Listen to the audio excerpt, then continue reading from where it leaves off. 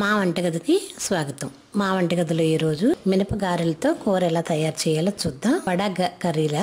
ఇప్పుడు దానికి కావలసిన పదార్థాలు: మినపగారెలు 4, టమాటాలు 2, అల్లం చిన్న ముక్క, పచ్చిమిర్చి 3, ఉల్లిపాయలు 2, కొత్తిమీర 1 కట్ట, కారం 1 టీ స్పూన్, పసుపు 1/2 teaspoon, garam masala 1/2 teaspoon, ధనియాల పొడి 1/2 టీ స్పూన్, జీలకర్ర పొడి 1/2 టీ స్పూన్, ఉప్పు రుచికి తగినంత, నూనె 5 టేబుల్ స్పూన్లు. ఇప్పుడు ఎలా తయారు చేయాలో చూద్దాం. స్టవ్ పై ఆయిల్ వేడి చేసుకొని జీలకర్ర వేసుకుందాం. ఇది వేగిన తర్వాత దీనిలో కట్ చేసిన ఉల్లి పచ్చిమిర్చి ముక్కలు వేసి వేయించుకుందాం. ఇవి ఒకసారి మూత పెడితే ఉల్లిపాయలు నూనెలో మగ్గుతాయి.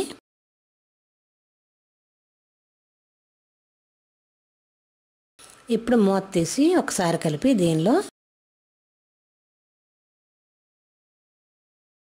అల్లం పేస్టు వేసి ఒకసారి కలిపి టమాటాలు వేసి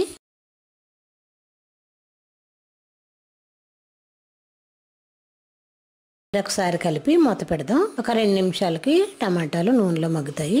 ఇప్పుడు ఇలా 2 నిమిషాలు అయిన తర్వాత మూత తీసి దీనిలో పసుపు, కారం, ఉప్పు వేసి బాగా కలుపుదాం.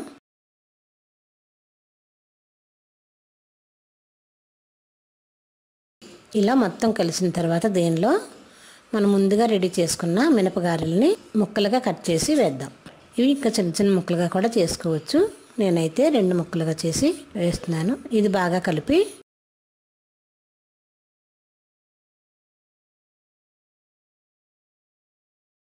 ఒక కప్పు నీళ్లు పోసి మూత పెట్టి ఒక 5 నిమిషాలు ఉడికించుకుందాం. ఇలా ఒక గ్లాసు నీళ్లు పోసి ఒకసారి మొత్తం కలిసేలా కలిపి మూత పెట్టి ఒక 5 నిమిషాలు ఉడికించుకుందాం. మనం వడ కర్రీ లాగానే గారెల కర్రీ. ఇప్పుడు మూత తీసి దీనిలో కొత్తిమీర, ధనియాల పొడి, జీలకర్ర పొడి, గరం మసాలా కూడా వేసి ఒకసారి కలిపి స్టవ్ ఆఫ్ చేసుకుందాం.